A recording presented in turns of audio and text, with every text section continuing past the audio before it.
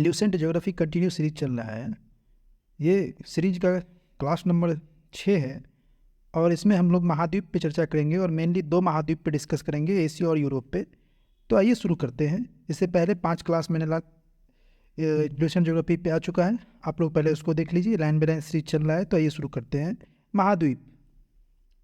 पृथ्वी पर भूभाग की सबसे बड़ी इकाई को महाद्वीप कहते हैं। पृथ्वी के 29 से 30% भाग पर महाद्वीपों का विस्तार है और 70 से 71% भाग पर महासागरों का। महाद्वीप विवर्तनिक क्रिया से अलग हुए हैं, जिसको हम लोग प्लेट टेक्टोनिक बोलते हैं। संपूर्ण पृथ्वी का स्थल क्षेत्र कितने महाद्वीप में बांटा गया है? 7 महाद्वीप में, जो हम लोग बचपन से रटते आए हैं। कौन कौन? एशिया, यूरोप, अफ्रीका, उत्तरी अमेरिका, अंटार्कटिका, दक्षिण अमेरिका और ऑस्ट्रेलिया। तो कुल कितने महाद्वीप है? 7 है। आज हम लोग मेनली एशिया और यूरोप को देखेंगे। उससे पहले एक सिद्धांत है महाद्वीपीय विस्थापन का सिद्धांत, उसको हम लोग देख लेते हैं। महाद्वीपीय विस्थापन का सिद्धांत जो है वो किन्होंने दिया था? तो अल्फ्रेड वेगनर साहब ने दिया था। महाद्वीपीय विस्थापन का सिद्धांत एक जर्मन मौसम विज्ञानी, ध्रुवीय अन्वेषक, खगोलशास्त्री और भूवैज्ञानिक अल्फ्रेड वेगनर ने दिया। उन्हें वास्तव में महाद्वीपीय बहाव के जनक के रूप में भी जाना जाता है। महासागरीय तल पर महाद्वीपों की गति को महाद्वीपीय विस्थापन के रूप में जाना जाता है। इस बहाव की प्रक्रिया को पूरा करने में लाखों वर्ष लग जाते हैं। वेगनर के अनुसार कार्बनीफेरस युग में सभी महाद्वीपों ने एक महाद्वीपीय द्रव्यमान का निर्माण किया, जिसे पेंजिया कहा जाता है, जिसका अर्थ संपूर्ण पृथ्वी से है। जिसका अर्थ क्या है? संपूर्ण पृथ्वी से है। यह महाद्वीप पेंथालासा नामक एक विशाल सागर से गिरा था, जिसका अर्थ संपूर्ण जल है। तो पेंजिया संपूर्ण पृथ्वी, पेंथालासा संपूर्ण जल। फिर क्या हुआ? पेंजिया के उत्तरी भाग को लॉरेशिया तथा दक्षिणी भाग को गोंडवानालैंड को प्रदर्शित करता था। आगे चलकर पेंजिया का विभाजन हो गया। क्या हो गया? आगे चलकर पेंजिया का विभाजन हो गया था। स्थल भाग एक दूसरे से अलग हो गए। यह विभाजन 2 दिशाओं में प्रवाह के रूप में हुआ। उत्तर की ओर या भूमध्य रेखा की ओर प्रवाह गुरुत्व बल तथा प्लवनशीलता के बल के द्वारा हुआ, जबकि पश्चिम की ओर प्रवाह सूर्य और चंद्रमा के ज्वारीय बल के कारण हुआ माना गया। परिणाम स्वरूप महासागरों तथा महाद्वीपों का वर्तमान स्वरूप प्राप्त हुआ। तो ये कुछ इसका क्या था, मतलब कैसे ये पेंजिया, पैंथालासा, फिर कैसे ये अर्थ बना, तो ये सारा का सारा था। आइए अब हम शुरू करते हैं। एशिया। कहाँ शुरू करते? एशिया। एशिया शब्द की उत्पत्ति हिब्रू भाषा के आंसू से हुई, जिसका शाब्दिक अर्थ उदित सूर्य से है। यह संसार का सबसे बड़ा महाद्वीप है। वह विश्व के लगभग 30% क्षेत्रफल पर विस्तृत है। सबसे बड़ा महाद्वीप एशिया। इससे होकर 3 प्रमुख अक्षांश से वृत्त विषुवत रेखा, कर्क रेखा और आर्कटिक गुजरती है। कौन कौन गुजरती है? विषुवत रेखा, कर्क रेखा और आर्कटिक रेखा गुजरती है। एशिया के उत्तर में आर्कटिक महासागर, दक्षिण में हिंद महासागर, पूर्व में प्रशांत महासागर है। उत्तर में आर्कटिक, दक्षिण में हिंद और पूर्व में प्रशांत महासागर है। पश्चिम में यूराल पर्वत, कैस्पियन सागर, काला सागर, भूमध्य सागर एशिया और यूरोप की सीमा बनाती है। लाल सागर और स्वेज नहर एशिया को अफ्रीका से अलग करता है। देखिए, ये जो क्लास चल रहा है इसमें हर एक पॉइंट अपने आप में क्वेश्चन है। इसको हम लोग मेमोराइज करेंगे और पढ़ते हुए आगे निकल जाएंगे। लाल सागर और स्वेज नहर को एशिया को अफ्रीका से अलग करती है। कौन कौन? लाल सागर और स्वेज नहर एशिया और अफ्रीका को अलग करती है। अगला देखो, बेरिंग जल संधि जो है वो एशिया को किससे अलग करती है? तो उत्तरी अमेरिका से अलग करती है। कौन जल संधि? बेरिंग जल संधि। यहाँ विश्व की लगभग 60% जनसंख्या निवास करती है। कहाँ? एशिया में सर्वाधिक जनसंख्या वाला यह महाद्वीप है। एशिया महाद्वीप में अति प्राचीन युग के स्थलखंड अंग्रालैंड जो रूस एवं चीन और गोंडवानालैंड जो प्रायद्वीपीय भारत में स्थित है। एशिया महाद्वीप में 3 प्रमुख प्रायद्वीप है। कौन कौन? अरब का प्रायद्वीप, दक्कन का प्रायद्वीप व इंडो चीन का प्रायद्वीप। कौन कौन है? अरब, दक्कन व इंडो चीन। अरब प्रायद्वीप विश्व का सबसे बड़ा प्रायद्वीप है। अरब जो प्रायद्वीप है वो क्या है? विश्व का सबसे बड़ा प्रायद्वीप है। एशिया की नदियों को सभ्यता का पालना एवं एशिया महाद्वीप को सभी धर्मों का आद्य भूमि भी कहा जाता है। एशिया में विश्व का सबसे ऊंचा पर्वत शिखर हिमालय पर्वतमाला श्रेणी का माउंट एवरेस्ट, जिसकी ऊंचाई 8,850 मीटर है, जो नेपाल में स्थित है, जहां इसे सागर माथा के नाम से जाना जाता है। एशिया में ही विश्व का सबसे ऊंचा पर्वत शिखर माला है माउंट एवरेस्ट, जिसकी ऊंचाई कितनी है 8,850 मीटर। और इसे नेपाल में किस नाम से जानते हैं? इसे नेपाल में सागरमाथा के नाम से जाना जाता है। विश्व का जो सर्वाधिक विस्तृत पठार, तिब्बत का पठार, जो मध्य एशिया में 2 लाख वर्ग किलोमीटर क्षेत्र में विस्तृत है।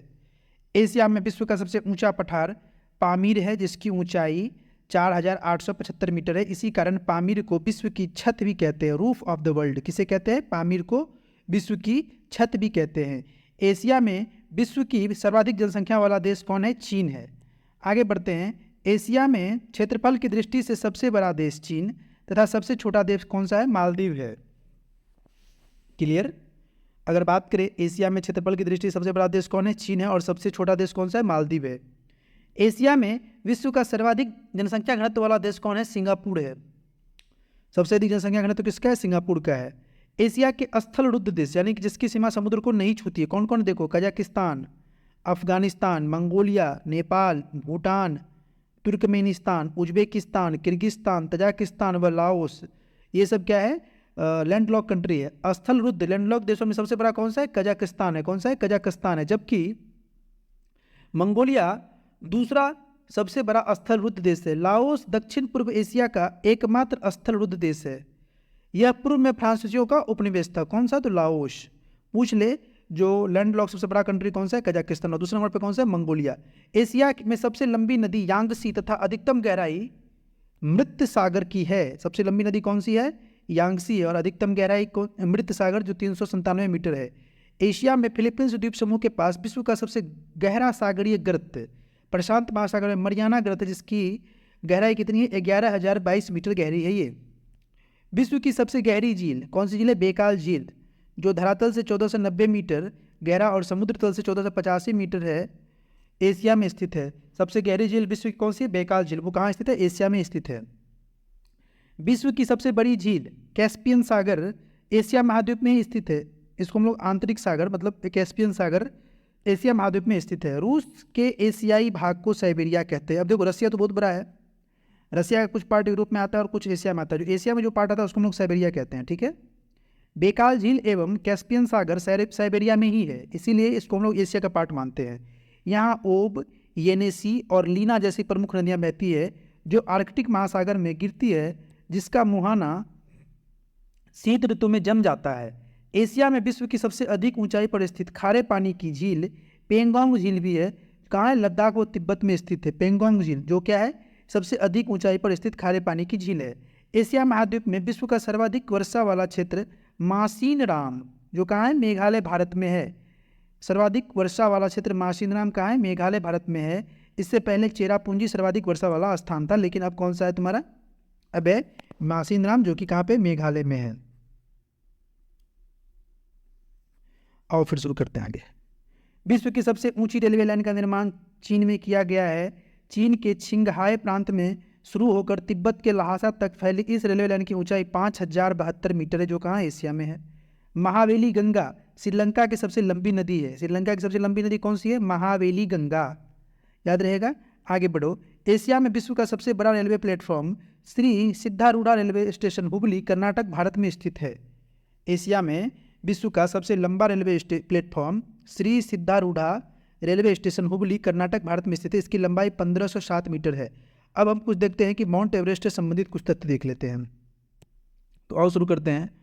माउंट एवरेस्ट का नाम तत्कालीन भारत के महासर्वेक्षक सर जॉर्ज एवरेस्ट के नाम पे पड़ा। किसके नाम पे पड़ा था? सर जॉर्ज एवरेस्ट, जिन्होंने एवरेस्ट की अवस्थिति का पता लगाया था। वे 1830 से 1843 तक भारत के महासर्वेक्षक रहे। विगत में माउंट एवरेस्ट को चोटी 15 कहा जाता था। इससे पहले क्या कहते थे इसको लोग? चोटी 15 कहते थे। और बाद में इसका नाम भारत के महासर्वेक्षक जॉर्ज एवरेस्ट के नाम पे एवरेस्ट पड़ा। अब एवरेस्ट की स्थिति देख लो क्या है। देशांतर है इसका कितना? 86 डिग्री पूर्व और अक्षांश दिया गया है 27 डिग्री उत्तर। पर्वतमाला के आसपास के विभिन्न स्थलों के औसत मापन द्वारा 1954 ईस्वी में माउंट एवरेस्ट की ऊंचाई 8,848 मीटर आंकी गई थी। नेशनल जियोग्राफिकल सोसाइटी ने जीपीएस उपग्रह के उपयोग द्वारा 5 मई 1999 को एवरेस्ट की ऊंचाई कितनी बताई? 8,850 मीटर होने की पुष्टि की है। माउंट एवरेस्ट को तिब्बत में कोमोलंगमा बर्फ की देवी, नेपाल में सागर माता ब्रह्मांड की माता कहते हैं। इसे पृथ्वी का तीसरा ध्रुव भी कहा जाता है। किसको? माउंट एवरेस्ट को पृथ्वी का तीसरा ध्रुव भी कहा जाता है। सबसे पहले एडमंड हिलेरी और तेंजिंग नोर्गे कौन कौन? सबसे पहले एडमंड हिलेरी और तेंजिंग नोर्गे 1953 में माउंट एवरेस्ट की चोटी पे पहुंचे थे। कौन कौन पहुंचे थे? एडमंड हिलेरी और तेंजिंग नोर्गे। ठीक है, आगे देखो, नोआंग गोंगबू प्रथम व्यक्ति है जो माउंट एवरेस्ट पे 2 बार चढ़े। पहली बार 1 मई 1963 ईस्वी में अमेरिकी अभियान दल के साथ और दूसरी बार 20 मई 1965 ईस्वी में भारतीय अभियान दल के साथ। नोआंग गोंगबू तेंजिंग नोर्गे के कौन है? भतीजा है। जिम व्हिटकर प्रथम अमेरिकी है जिन्होंने 1 मई 1963 को माउंट एवरेस्ट पर चढ़ने में सफलता पाई। प्रथम अमेरिकी व्यक्ति कौन है? जिम व्हिटकर। अगला है जुंको तबई, जो जापान की पहली महिला है।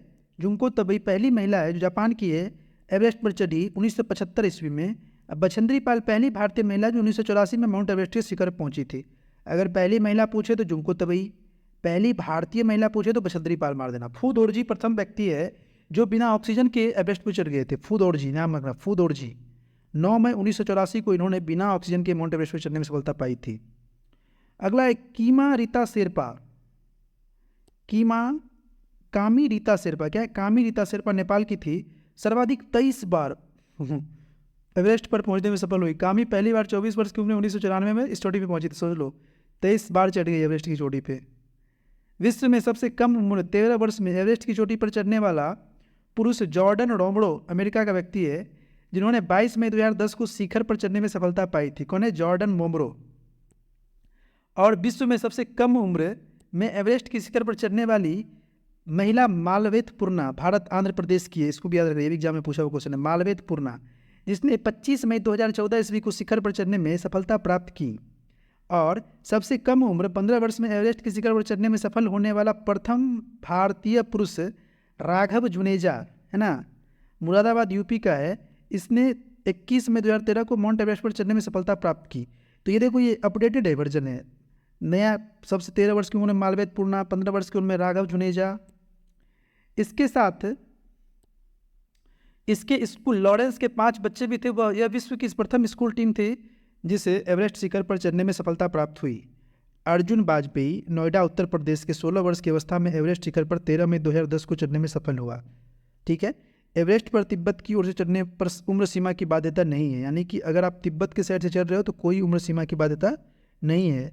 अब थोड़ा सा देख लो इधर, अमेरिका के टॉम व्हाइटेकर कौन थे? टॉम व्हाइटेकर पहले विकलांग व्यक्ति थे, उनकी कृत्रिम टांग लगा हुआ था इनको, जो 1998 में एवरेस्ट के शिखर पर पहुंचे। हीमोफोलिया रोग से पीड़ित प्रथम व्यक्ति क्रिस बॉम्बार्डियर। कौन? Chris Bombardier.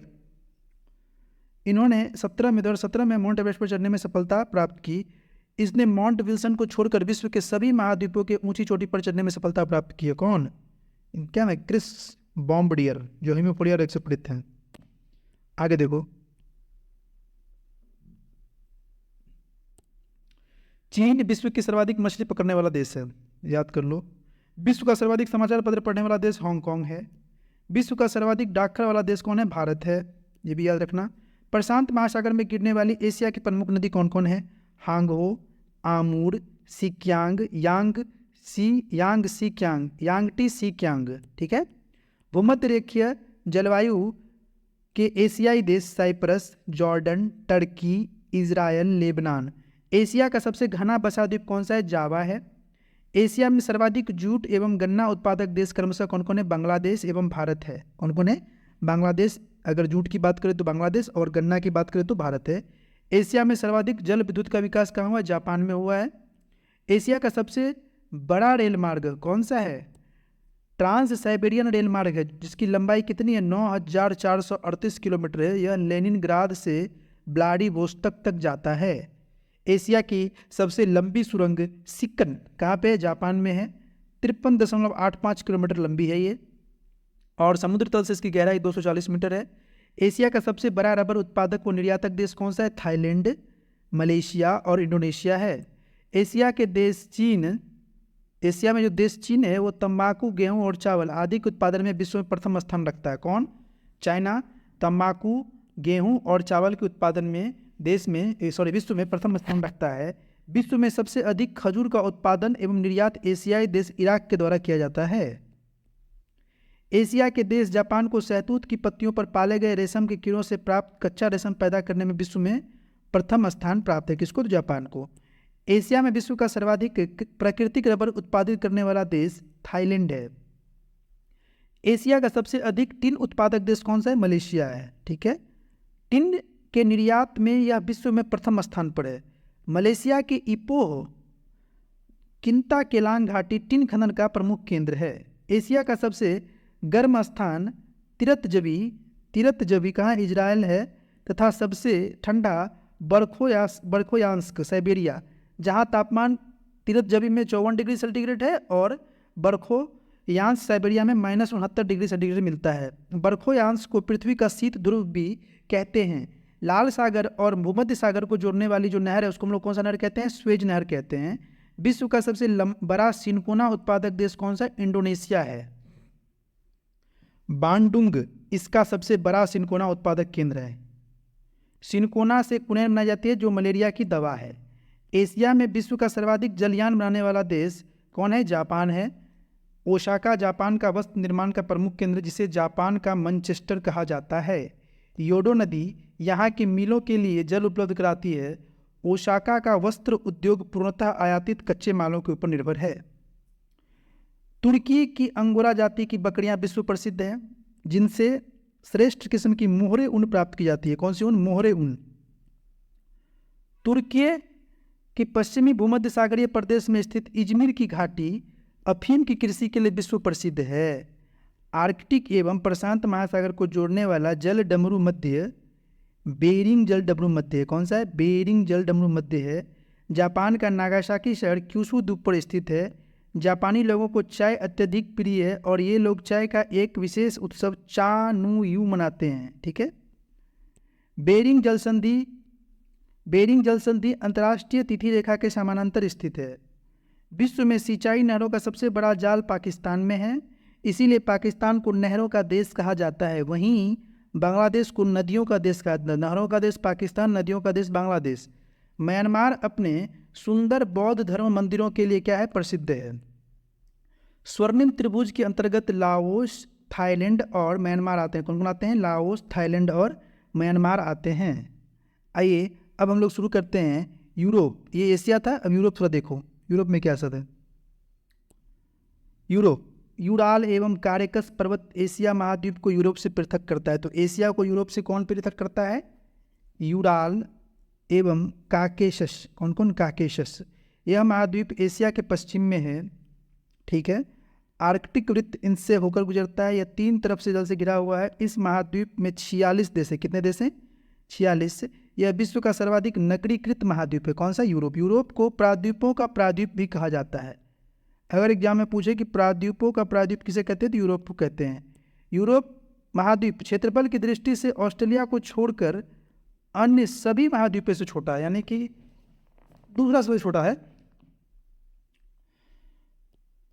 यूरोप महाद्वीप उत्तर में उत्तरी ध्रुव सागर, दक्षिण में भूमध्य सागर और काला सागर, पश्चिम में अंध महासागर से घिरा हो गया है।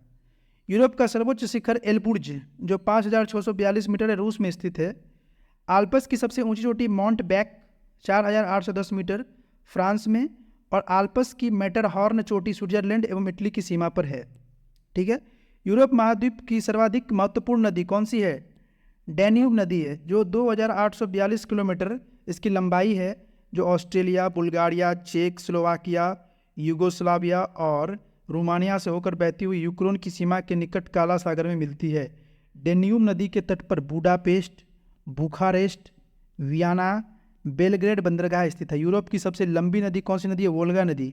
इसकी लंबाई है 3687 किलोमीटर है। इसे डॉन नदी में मिला दिया गया है। इससे काला सागर से होकर समुद्री जहाज महाद्वीप के भीतरी भागों में चले जाने लगे हैं। यूरोपीय महाद्वीप का सबसे बड़ा नगर कौन सा है? लंदन है, जो टेम्स नदी के तट पे बसा हुआ है। लंदन सबसे बड़ा नगर है जो किसके नदी पे बसा हुआ है? टेम्स नदी के तट पे बसा हुआ है। फ्रांस की राजधानी पेरिस है, जो कहाँ बसी हुई है? जो फ्रांस की राजधानी कहाँ है? पेरिस है, और पेरिस सीन नदी के तट पे बसा हुआ है। ठीक है, यह विश्व का सुंदर नगर माना जाता है। इसे फैशन की नगरी भी कहा जाता है। कौन? फ्रांस का एक प्रमुख शहर है जो कॉन फिल्म फेस्टिवल के लिए कान इसको हम लोग बोलते हैं कान फिल्म फेस्टिवल, जो फ्रांस का एक शहर है, वहाँ हम लोग कान फिल्म फेस्टिवल के लिए भी जाना जाता है उसको। यूरोप के यूक्रेन गणराज्य विश्व का प्रमुख गेहूं उत्पादक देश है, जो विश्व का अन्न भंडार या रोटी की डलिया कहलाता है। कौन सा? यूक्रेन। इटली विश्व का दूसरा सर्वाधिक अंगूर उत्पादक देश है। विश्व का दूसरा सर्वाधिक अंगूर उत्पादक देश कौन सा? इटली है। राइन नदी का जलमार्ग यूरोप का सर्वाधिक व्यस्त अंतःस्थलीय जलमार्ग है। जर्मनी में अवस्थित ब्लैक फॉरेस्ट राइन नदी के किनारे स्थित है। यूरोप का सबसे महत्वपूर्ण रेलमार्ग कौन सा है? ओरिएंट रेलमार्ग है। कौन सा है? ओरिएंट रेलमार्ग है, जो फ्रांस के पेरिस से टर्की के कुस्तुनतुनिया नगर तक के मध्य तक जाती है। क्षेत्रफल की दृष्टि से विश्व का सर्वाधिक बड़ा देश कौन? रूस। यूरोप महाद्वीप में स्थित है। कहाँ स्थित है? यूरोप में। लेकिन रूस का वो भाग जो एशिया में, उसको हम लोग क्या कहते हैं? यूरेशिया भी कहते हैं। साइबेरिया कहते हैं, यूरेशिया नहीं, साइबेरिया कहते हैं। ठीक है। शैंपेन शराब विश्व में अधिक फ्रांस में बनती है। फ्रांस को सूड़ा और सुंदरियों का देश भी कहा जाता है। यूरोप के अधिकांश देश को तीन ओर से सागरों द्वारा घिरा होने के कारण प्रायद्वीपों का महाद्वीप कहा जाता है। यूरोप के फिनलैंड को झीलों का देश कहते हैं। क्या कहते हैं? झीलों का देश कहते हैं। यूरोप का ब्लैक फॉरेस्ट और हॉर्ज पर्वत ब्रंसोत पर्वत है। इटली को यूरोप का भारत कहा जाता है, क्योंकि यह भी भारत की तरह कृषि प्रधान देश है। यहाँ हिमालय की तरह आल्प्स पर्वत है। तो यूरोप का भारत कौन हो गया? इटली। यूरोप में जल विद्युत का सर्वाधिक विकास इटली एवं स्वीडन में हुआ है। फ्रांस को वाइनगार्ड और नॉर्वे को फ्योर्ड तटों का देश कहते हैं। नॉर्वे को फ्योर्ड तटों का देश कहते हैं। English channel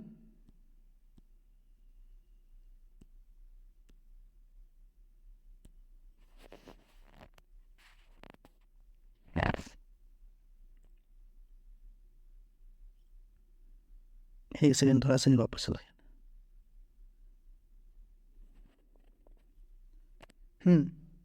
English channel France को यूनाइटेड किंगडम से अलग करता है। कौन है वो? इंग्लिश चैनल किसको? फ्रांस को यूनाइटेड किंगडम से अलग करता है। डोवर जलडमरू मध्य से जाने वाली चैनल सुरंग यूनाइटेड किंगडम और फ्रांस को जोड़ती है। इस रेलवे सुरंग की कुल लंबाई 50.45 किलोमीटर है। इसकी गहराई 75 मीटर है। इसकी शुरुआत 6 मई 1994 को हुआ और 14 नवंबर 1994 से यात्री सेवा की शुरुआत हुई। ठीक है। और आगे देखते हैं, आगे भी कुछ इंपॉर्टेंट फैक्ट है, उसको भी हम लोग देख लेते हैं।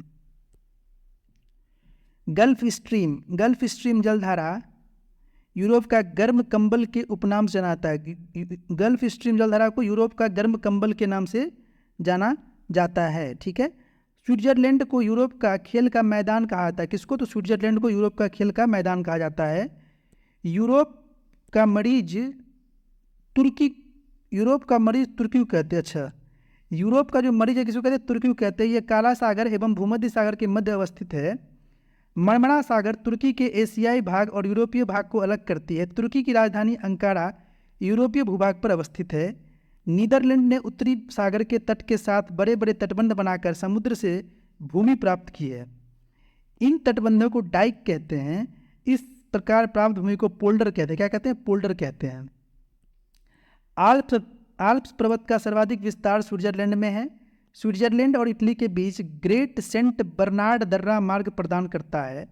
ऑस्ट्रेलिया एवं इटली के बीच ब्रेनर दर्रा मार्ग प्रदान करता है। पेरिनीज पर्वत फ्रांस एवं स्पेन के बीच सीमा बनाने वाला पर्वत है। विश्व का सबसे लंबा भूमिगत रेल मार्ग लंदन एवं पेरिस को जोड़ता है। पो नदी को इटली की गंगा कहा जाता है। किसको? पो नदी को इटली की गंगा कहा जाता है। फ्रांस की सीन नदी इंग्लिश चैनल में गिरती है। फ्रांस को भूमि व जलवायु की दृष्टि से लघु यूरोप कहता है। क्या कहते हैं? लघु यूरोप कहा जाता है। फ्रांस यूरोप का एकमात्र देश है जो खाद्यान्न उत्पादन में आत्मनिर्भर है। इसे किसानों का भी देश कहते हैं एवं समुद्रों की रानी भी कहते हैं। नॉर्वे के स्वेलबार्ड द्वीप में अंतर्राष्ट्रीय बीज भंडार बनाया गया है। ग्रेट ब्रिटेन के अंतर्गत इंग्लैंड, वेल्स और स्कॉटलैंड सम्मिलित है, जो क्रमशः इसके पूर्वी, पश्चिमी और उत्तरी भाग है। उत्तरी आयरलैंड सहित ग्रेट ब्रिटेन को यूनाइटेड किंगडम कहते हैं। इंग्लिश चैनल व डोबर जल संधि द्वारा यह यूरोप की मुख्य भूमि से अलग होता है। जॉर्जिया, आर्मेनिया, अजरबैजान को संयुक्त रूप से काकेशस राज्य कहा जाता है। क्या कहा जाता है? काकेशस राज्य कहा जाता है। मास्को को 5 शहरों का पत्तन कहा जाता है। ये है कैस्पियन सागर, काला सागर, बाल्टिक सागर, खेत सागर, लाडोगा झील और एंटवर्प, जो बेल्जियम विश्व का हीरा व्यापार करने का सबसे बड़ा केंद्र है। कहाँ है? जो बेल्जियम में एंटवर्प। और डोनेट्स्क यूक्रेन का सबसे बड़ा कोयला उत्पादक क्षेत्र है, यह यूक्रेन के पूर्वी भाग में स्थित है, डोनबास क्षेत्र भी कहा जाता है। तो इसमें हम लोगों ने 2 एशिया और यूरोप को देखा, हर पॉइंट को देखा। ये सिंपली रटने का चीज़, इसको रटना ही पड़ेगा, लेकिन ये रिवीजन के व्यू से ये वीडियो बनाया गया है। मिलते हैं अगले वीडियो में, तब तक के लिए जय हिंद।